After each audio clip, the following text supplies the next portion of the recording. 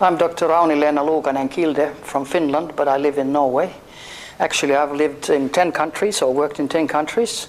I'm a medical doctor, and I was even shortly acting Surgeon General of Finland. But I worked with tropical medicine and general practice and health administration. I have 3 specialities. Now I'm retired, of course. I'm 75 already. And I'm also an international bestseller author with 6 languages. But my first book in English is coming out hopefully before Christmas, Bright Light on Black Shadows. And Finland's best clairvoyant, I asked, is it going to be okay? Because a German publisher refused it. It was too heavy. You know, it was too dangerous.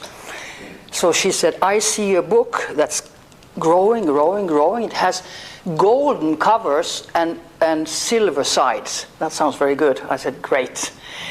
And that includes 22 articles, among others, of course, radiation, TIs, and mind control, and the methods of secret services, how they harass civilian population, which the population knows nothing about.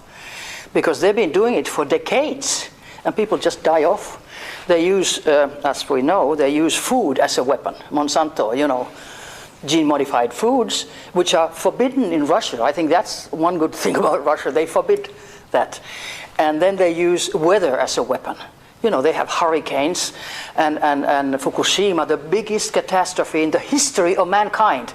And it's suppressed, you know, nothing.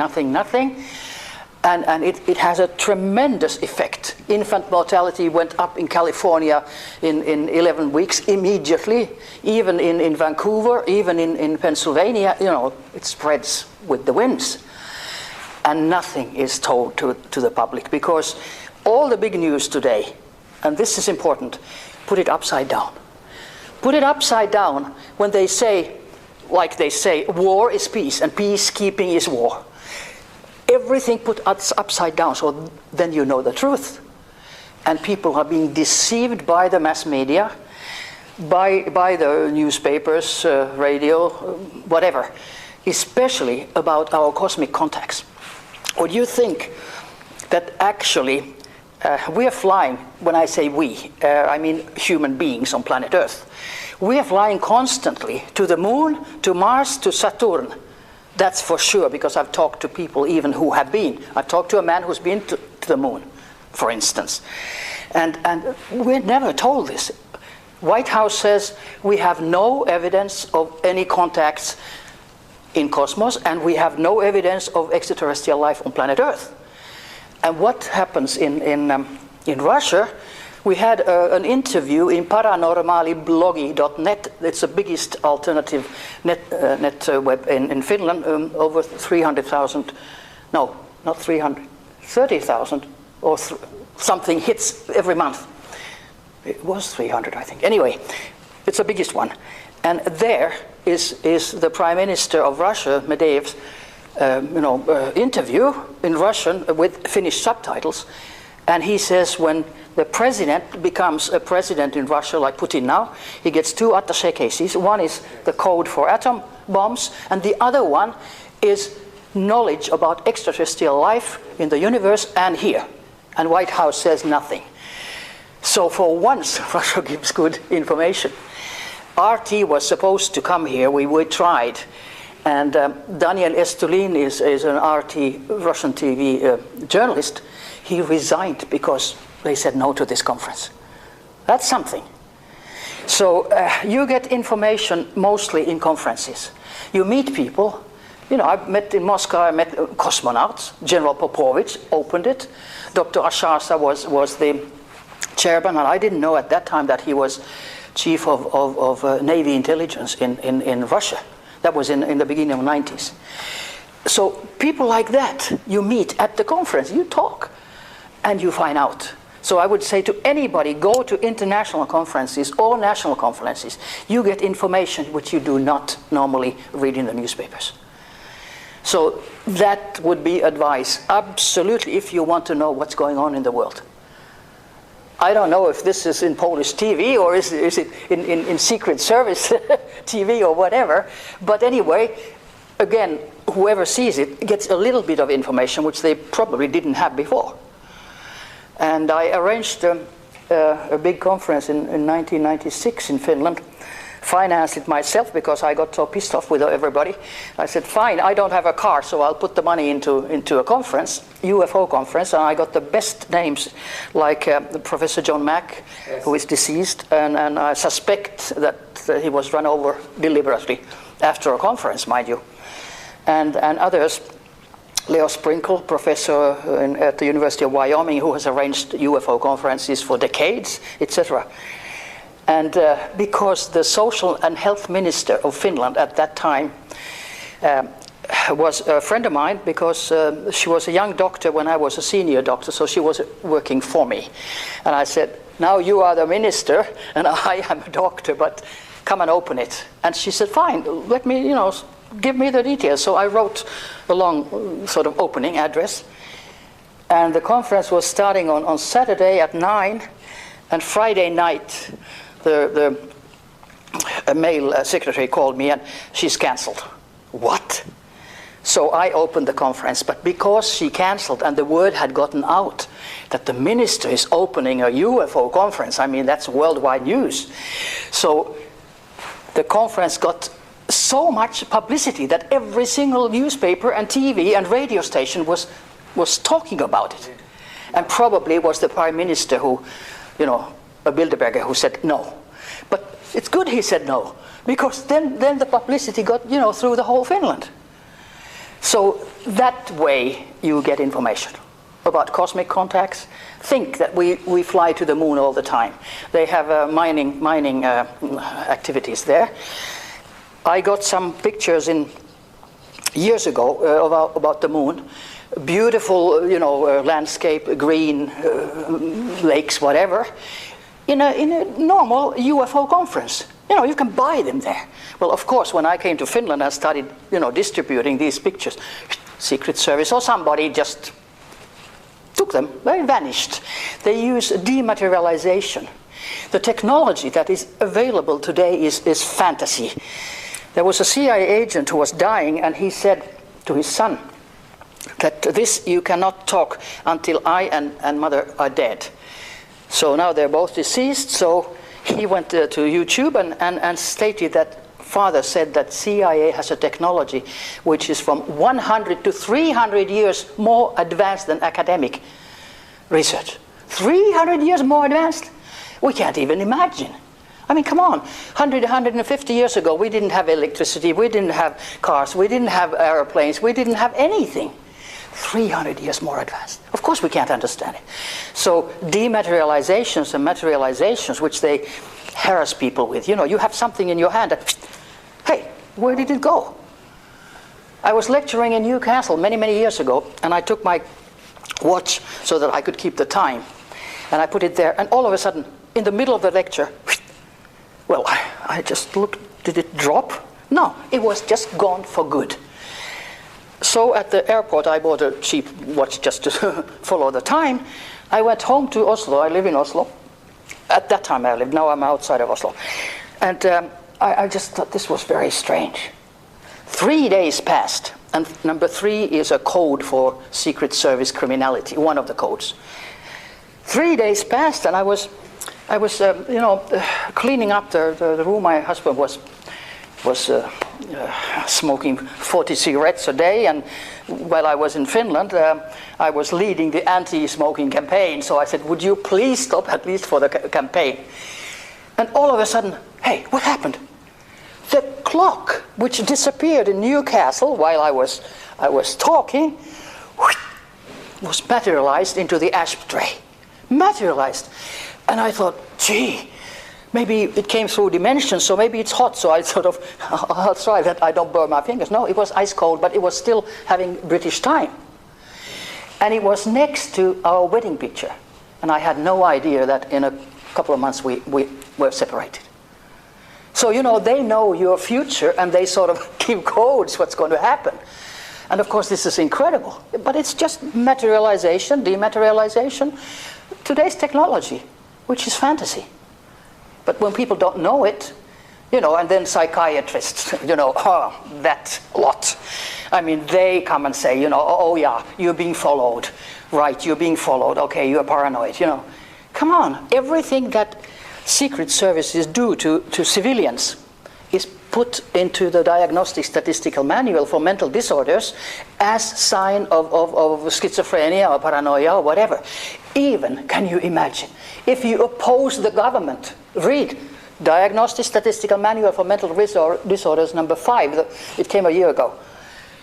If you oppose the government, you're mentally, you know, disturbed. Come on, if you're a boy and you play with dolls when you're a baby, sexually disturbed. Or vice versa, if you're a girl and play with boys' toys. I mean, anything which is normal is put into, you know, abnormality so that they can control everybody. They took a diplomat in Norway.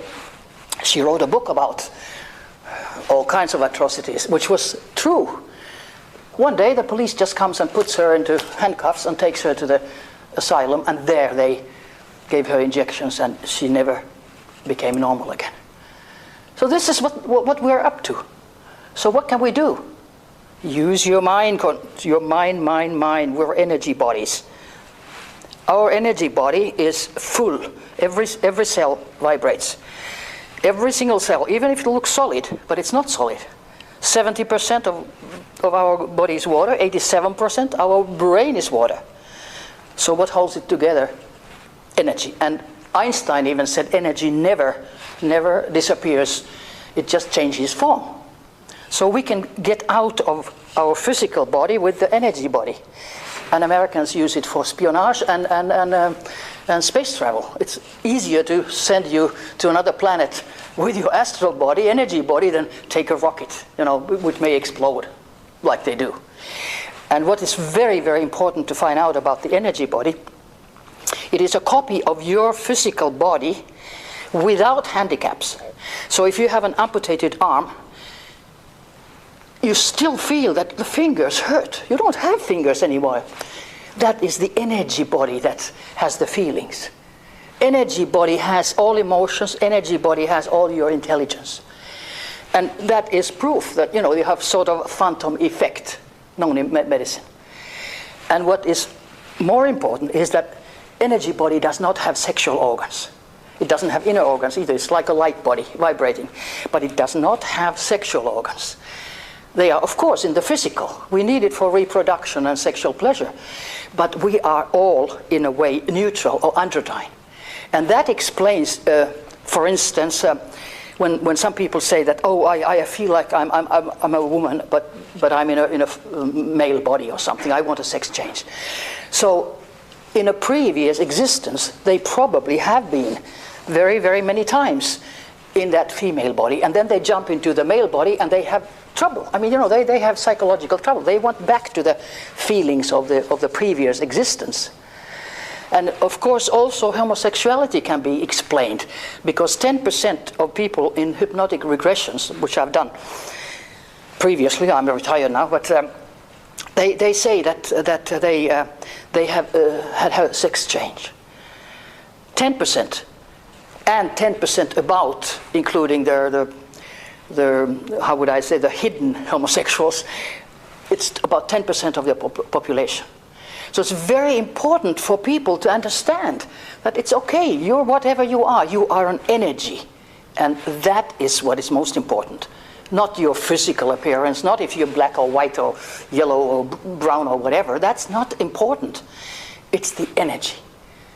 And you see that in the eyes. You just focus on the eyes, you immediately connect, because the energy comes from your eyes, through you. So I think that's very important to find out. Isn't it? Jest one question. Ma Pani dużą wiedzę na sprawy medyczne. Jakie znaczenie dzisiaj w tej kontroli mają chipy? Okay, you got some knowledge about like medicine. Jaką rolę też chipy dzisiaj grają? What actually can tell about the implant microchips?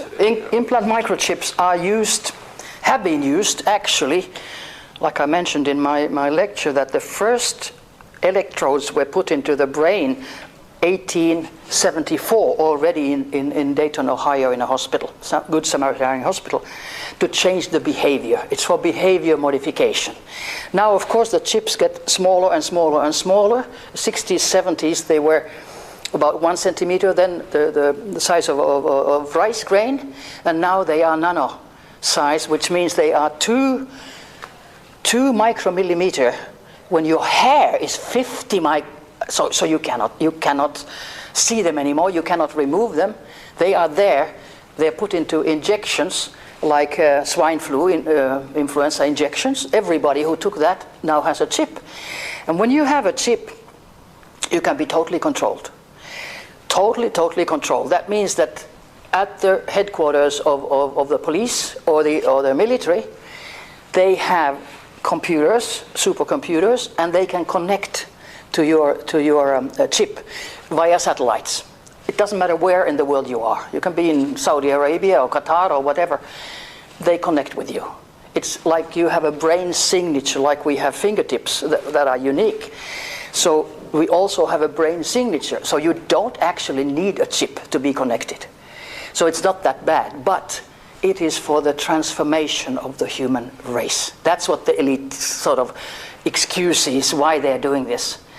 Not only for total control, because then they can change your attitudes. If you vote left, they change it that you start voting right. If you love somebody, they change it that you start hating somebody, the same person. So they take total control of your thoughts, of your dreams, of your subconscious. And even if the NSA lecturer, William Binney, said that he doesn't know about mind control, well, it's NSA that steers the whole thing in the world, but it was clear he is not allowed to talk. I'm allowed to talk because I don't work for anybody. So maybe I'm a little bit dangerous because they can only kill me. And every time they've tried to do something, like I said, the universe comes with an energy that helps. So I have a mission to do, like we all do. So the idea that human race is going to be transformed, and they call it transhumanism, by 2050. First was 2045, but 2050, human race is not the same as we are today. We are not human beings, we are robots, steered from a center with data and satellites. And I think that is atrocious. I think it's finished with the human race. But on the other hand, when we think that we are so aggressive, we fight all the time. There's war. Americans must have a war according to 1960s report on Iron Mountain. America, it says, must have war all the time. It diminishes the population. It's the young people, the young soldiers that die, so population is diminished, and then the weapons industry, gets money. It's always control and money. But personally, I think we are not allowed, but we're doing it, playing God, whatever God is. Actually, I understand it's a universal energy of love. It's not a white man, sitting on the cloud like somebody may think. It's an energy. All the goodness in all of us forms that energy of love, which you can call God if you want to. So I think we have to learn to know what it is to be a human being on this planet. And every one of us has once or many times lived also on other planets in another form. And we want to have 5 fingers. We want to have, teeth and hair, whatever. Then we see somebody who is totally different, looks like an animal to us, but is thousands and thousands of more years more advanced technically and morally. So we go like this. We're like ants. We're like ants in the universe. We are in the kindergarten, and we say, oh, we are the biggest, and we are the finest. Maybe there's water on Mars or something. I mean, total disinformation about the space as we know it. And why? There are 4 reasons. There was a NATO report, 1964, which was so secret that they only made 15 copies in 3 languages for the whole world. I mean, that's not very many that read it. I met the man who has read it. He was working in SHAPE headquarters at that time, not NATO's headquarters, and he had read it. And he said there are 4 reasons why people are kept in the dark. Number 1, can you think? Theology. Theology. All the religions, every religion's dogma will crush. Number 2, human ego. Because, you know, we're the biggest in the universe. The others are bacteria. We are the bacteria. And then number 3, well, our laws of physics, as we know them, you know, 300 years less with knowledge, it doesn't, you know, it doesn't make any sense. I mean, the laws of physics as we know them academically are 0 in space.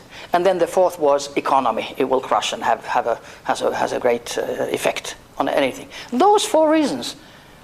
Whole world population is kept in the dark. And I think that's wrong.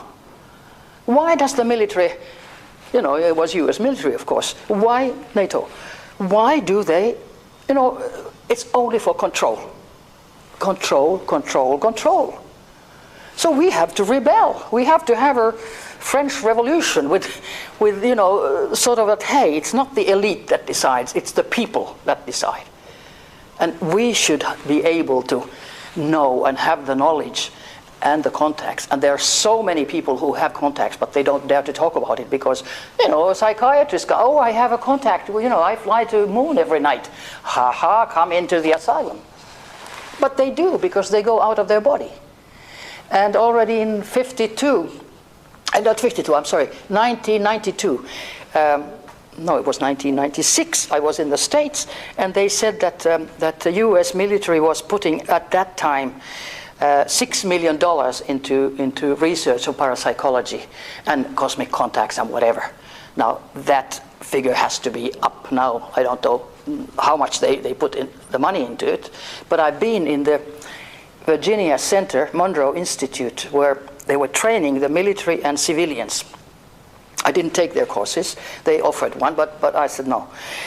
3 floors down, underneath, they had cells with a bed, and you were supposed to, we went to see them, sleep there, put on their earphones, and then came the Pacific waves. So, you know, relax, relax, relax. And then the leader, the military, it was John Alexander, colonel, who was leading them, the military courses, and says something, you know, now you get out of your body and then you get longitude and latitude, not saying go to Moscow, go to Peking, but longitude and latitude.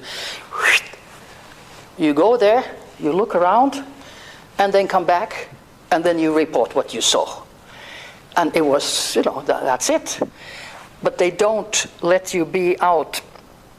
NATO has, NASA has also a department for telepathy and a department for outer body. I know because they tried to recruit me, but I said I'm not for sale, and that's it. And that was 30 years ago, because I've had outer body experiences.